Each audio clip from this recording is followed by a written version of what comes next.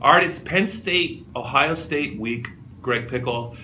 Ohio State's a prohibitive favorite at the Horseshoe against Penn State. 17-point favorites roughly at the start of the week. Here is the question I think that's interesting, and I think it's probably being discussed in the Penn State meeting room this week.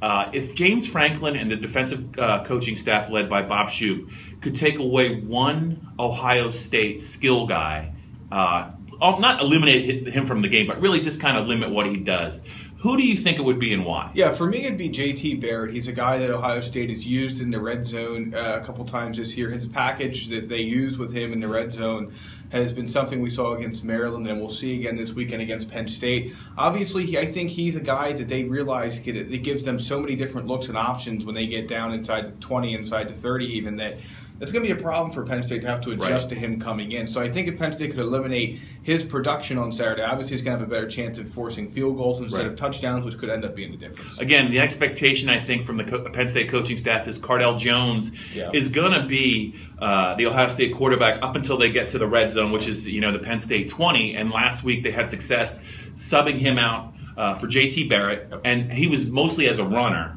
really hurt the Maryland defense. Of course, a lot of teams hurt the Maryland defense.